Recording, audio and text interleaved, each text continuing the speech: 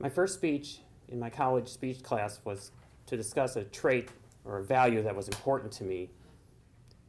For that speech, I chose honesty, and I thought I nailed the speech. When I got the comments from the professor and his feedback, it was not as positive as I'd hoped for. A little admonishment.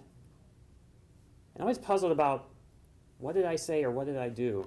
And it took years in finding two sources of material to help me figure out maybe where he was coming from. The first source comes from a book called Habitation of Dragons by Keith Miller. It's a series of essays about living as a Christian. And I want to share one of those essays with you this morning. Mr. Miller writes, "It was still very dark, but I was awake, having been disturbed by a bad dream. I was weeping because the dream had recalled an experience in my adolescence which was so painful that I thought I would never be free from its haunting presence. Several times over the years, I've been bothered by this dream. It always made me cringe, wanting me to undo something I'd done as a teenager. At the same time, there was no doubt that it helped me as a husband, father, and friend. It happened at a boys' summer camp, where I was a counselor after my freshman year in college. I was in charge of a cabin full of junior boys, about 8 or 9 years old. They were at the hero worship age, and I really loved them. One boy, Morty, an orphan from somewhere in eastern Oklahoma, was a particular favorite of mine. We became very close friends. Although Morty was teased about his weight and that he wore eyeglasses, he was outgoing and had lots of old-fashioned guts and intelligence. The little guy used to reach up and take my hand when we were walking alone, as if I were his dad, and I would look down at him and smile. He tended to be a little cocky about everything, including his relationship with me, though he never acted like that when he thought I was around. At the end of 8 weeks, the time came for the camp awards. The counselors met to vote on the Honor Camper trophies, the most important symbols of acceptance and success a boy could win. When the preliminary weeding out had been done, 2 boys remained in the race for junior honor camper, Morty and Bobby. Wanting to have integrity, I decided I was so biased I could not vote. But when the ballots had been counted, both boys had the same number. I had to vote to break the tie. At that time in my life, I was an obsessive compulsive on the inside and a joking character on the outside. I had been taught that absolute integrity was the highest value, and when decisions which seemed to concern my integrity were to be made, I really strained to do the right thing. As I looked at the 2 boys and their camp records, I tried to be objective. Bobby was a much better athlete and had broken some records, but Morty definitely had the edge in the human understanding department.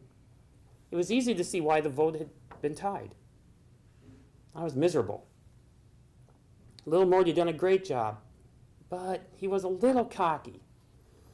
And he did have a few faults that I knew about. This definitely gave Bobby a slight edge.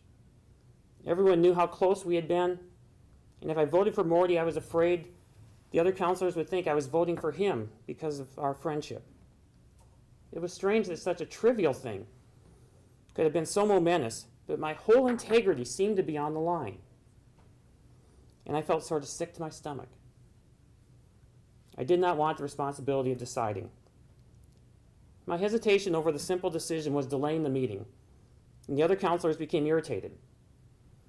Under the pressure, I decided against Morty, and we went on. Only, inside, I didn't go on. I knew that although I had been honest, I somehow had been wrong. While sitting there, I got the idea that I ought to level with Morty about what had happened. I tried to dismiss the thought, but it kept coming back. And I felt that I had to tell him the truth in order to have integrity in the situation. On the last morning of camp, as all the boys were getting on the bus, Morty came up to see me. Everybody was yelling at him to hurry. His face was streaked with tears. And it was obvious he'd been crying and did not want me to know. As we walked away from the others, I told him how much our friendship meant to me. I went on to tell him how close he had come to being elected honor camper, that in fact the vote had been a tie. His eyes got very wide, and I continued in my 19-year-old total honesty. I hadn't voted up till that time, Morty, because everyone knows that you and I are such close friends. But they made me vote then, and I voted for Bobby. As I started to explain why I had done it, the look on his face caught me completely off guard. I'll never forget it. It haunts me still because I saw the look of a soul betrayed by his dearest friend. In an instant, I saw how wrong I had been and why. This little boy really loved me.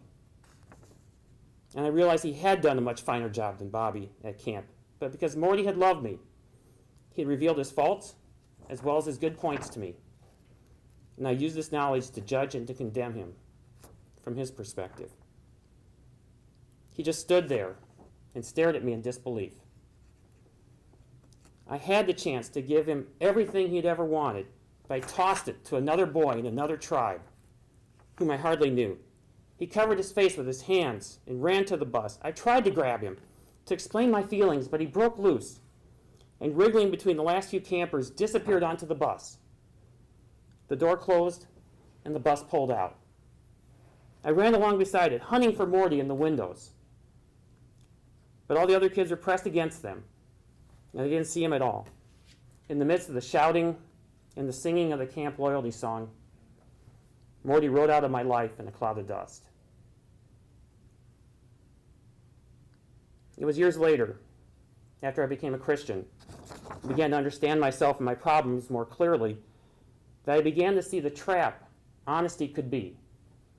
It had become my highest value, honesty at any cost. This meant that I worshipped honesty. In my struggle to decide who should be honor camper, I had been so intent on maintaining my own integrity that the broader values in the judging situation had escaped me.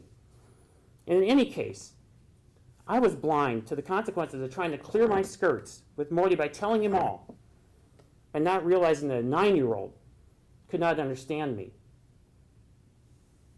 And yet maybe he did understand me. And that was what broke his heart. For this little boy saw the world through a different set of eyes than I did. It was to be almost 10 years before I began to put myself into the hands of one who saw life in the same way that Morty did. For in his world, there was a higher value than raw honesty with which to judge people. And that value is love.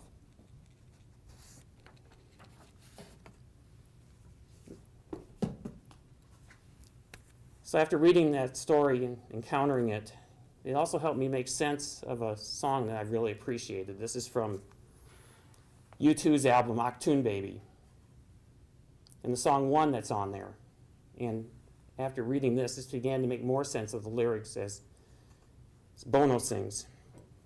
You say love is a temple, love a higher law. Love is a temple, love the higher law. And now after this story and understanding these lyrics, I'm beginning to see where my professor may have been going with me. And it's a lesson that I've learned then, and I'm continuing to learn now. And I hope it shows. Madam Toastmaster.